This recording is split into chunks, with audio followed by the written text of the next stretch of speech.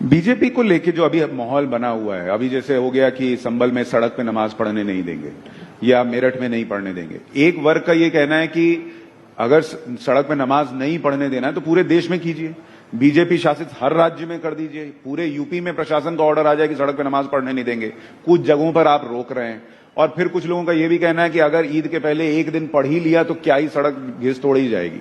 आपका इस पर आपकी राय क्या है? क्योंकि पटना में मुझे याद है, आपको भी पता है, वहां पे सड़क पे नमाज तो होती है। भाई मुझे लगता है ये सब फालतू की बातें हैं, इस पे चर्चा भी नहीं करनी चाहिए, कोई मतलब नहीं बनता इन सारी बातों का। आज देश में बड़े बड़े विषय हैं जिसको लेकर हम लोग को चर्चा करनी चाहिए। और दिक्कत ये होती है कि जब हम लोग ऐसी बेमानी बातों के ऊपर जब हम लोग चर्चा करने लगते हैं बिना मतलब, इससे समाज में, देश में एक तनाव का वातावरण बनता है, एक असहमति का वातावरण बनता है।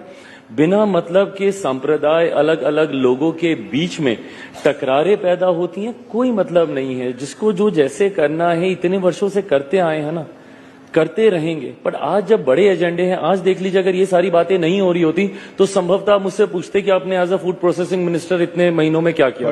पर ये सारी चीजें सेकेंडरी हो जाती हैं। चिराग भाई, जिसको आप फालतू बात बता रहे हैं वो तो आपके ही सहयोगी दल के लोग कर रहे हैं ना। पर मैं नहीं सहमत हूं ना, मैं यही तो मैं जिक्र कर रहा हूं। भाई देखिए, मैं 21वीं सदी का पढ़ा लिखा ही हूं, मुझे इन सब बातों से, और मैंने इस बात को बोलते बोलते मैंने कहा है कि धार्मिक विषयों में नहीं इंटरफेयर करना चाहिए, वो व्यक्तिगत आस्था का विषय है।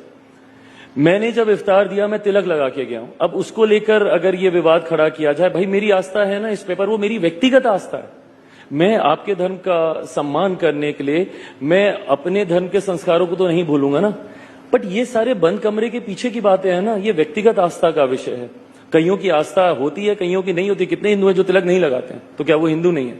बट ये सारी व्यक्तिगत आस्था का विषय, इसको क्यों सार्वजनिक तौर पर या इसको क्यों जनरलाइज करने का प्रयास किया जा रहा है? मैं अपने सहयोगियों की भी मैं बात कर रहा हूं। अगर आप उनका भी नाम लेकर बोल रहे हैं कि वो लोग ये करते हैं, मैं इस राजनीति से सहमत नहीं हूं। मैं मानता